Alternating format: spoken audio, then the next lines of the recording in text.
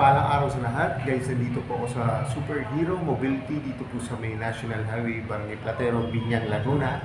At ang i-review po natin, ito po yung CF Moto 250. Guys, so CF Lite. Ang re-review naman po natin ngayon, ito po yung glossy na black na red.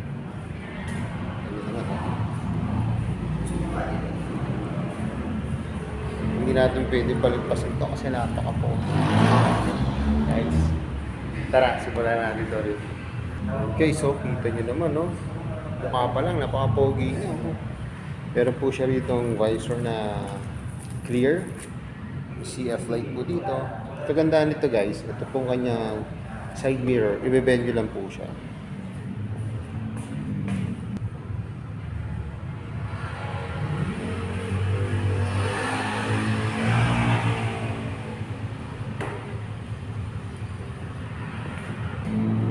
Yan guys, kita nyo naman, ganda po. Pwede nyo siyang i-bend para pagka nagpo-park po kayo, hindi po siya naka ganito. Mabibend po siya ng padiretso para hindi po nasasaki. Yung kanyang headlight po, saka park light ay LED na. Ito po yung kanyang signal light. Ganda nito guys, so meron siyang carbon design dito. Kapares din naman po yung isang kulay. May decals po dito, 250 SR. And guys, yung likod na gulong naman niya, ang sukat nito ay 140/60 by 17 po. Ganda po. Ang laki po ng kanya. Ito guys, may mudguard siya. Nakadagdag po. Mapupukita niya naman yung kanyang monoshock glossy na white. Ito po yung tapakan ng angkasan. May sarili siyang bracket.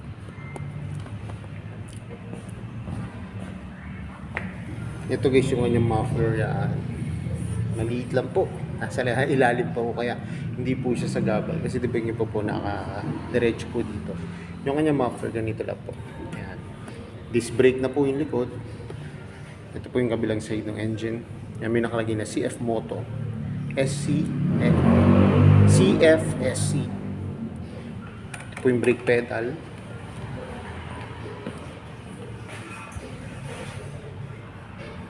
Signal light, may reflector po dito. Ito po yung tail light. LED na po yan. Gear pedal niya po, ayan. Lambot po. Ito po yung kabilang side ng engine. May nakalagay po dito na CF Moto, naka-impose po siya. Dito may decals po, CF Lite. Ayan. Powered by CF Moto. Sa upuan naman po, yan, malambot siya. Ganda po. Ito po yung sa backride. Kaya po pagka nag-backride dito, ang taas po nung backride niya. Ganda rin po. Sa manubela naman po, ito po yung kanyang manubela. Lambot ng clutch niya guys. Ito po yung mga function. Passing light, high and low, busina, signal. Ito po yung mode para pagpapalit po kayo sa inyong gauge panel.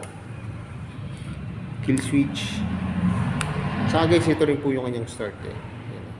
Pag naka-kill switch po yan, pag binaba nyo, mag-i-start na po siya. Yun lang guys, wala po siyang gas, kaya hindi po natin may start. Pero may battery po ito. Makikita nyo mamaya yung kanyang gauge panel. May hazard po siya rito. Throttle, brake lever, malambot. Ito guys yung kanyang susi.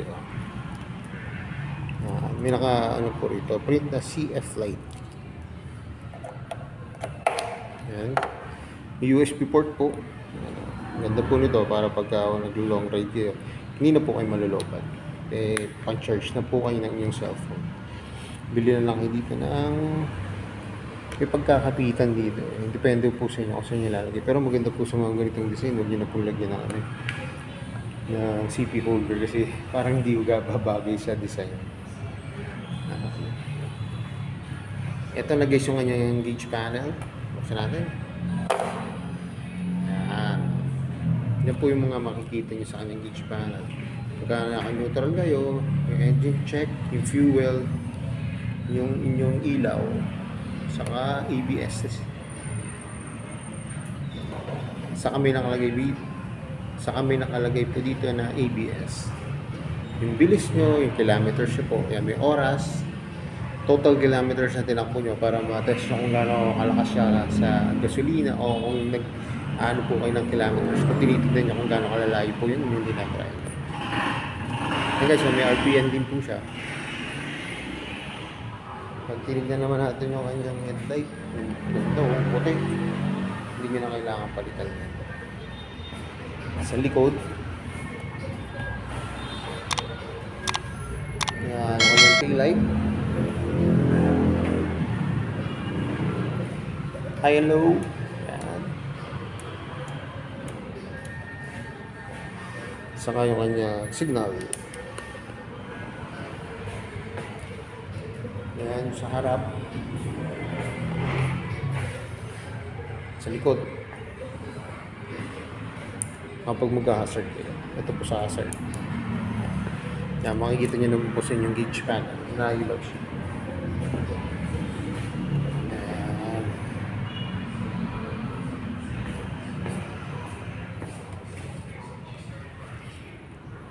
Sa busina, yan, subukan po natin yung busina yan. Malakas po yung kanyang busina. Off lang natin. So guys, ang ganda po ng nito gas tank ko. May ano po siya, yung carbon design po yung kanyang gas tank. Saka laki. Yan. So natin itong kanyang gas tank.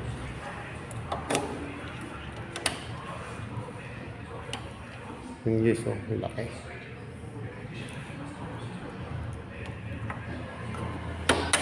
Yun.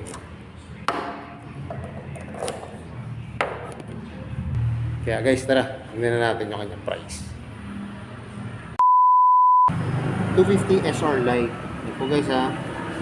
Ang SRP po niya ay 130,900. Ito guys yung kanyang ano. Pwede po siyang tatlong klase po yung kanyang installment. Ito po ay 15%, 20%, saka 25%. Ito po yung pwede nyo i-down. Ito po yung magiging monthly po nyo. Ito po yung sa 12 nila. Yan o. 13. Pagka 18 months. Yan. Ito po yung pinagbabasihan ko. 12, 18, 24, 30, saka 36. Pagka po 12 months, yan. 13,399. 18. 9,870. 24 months. 7,997. 30 months, 6,977 pesos. Ito guys i-update ko na ito. Pagka 36 months po, ito po yung magiging ano niya. 6,281 pesos guys. Mas maganda guys, kung mas malaki po yung ida-down nyo, yan kagaya nito 41,700, mas bababa po siya. 11,000 na lang po yung kanyang 12 months.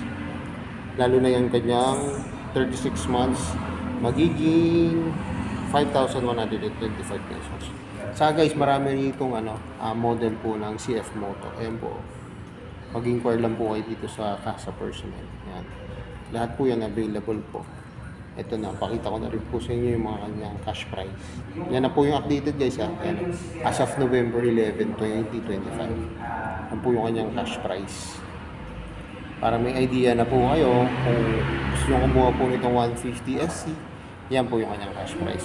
Saka guys, ano to magaganda po to kasi lahat, karamihan po na nakikita ko na CF Moto, mga ganito po ang design niya. Ayan, mga malalaki pong bike.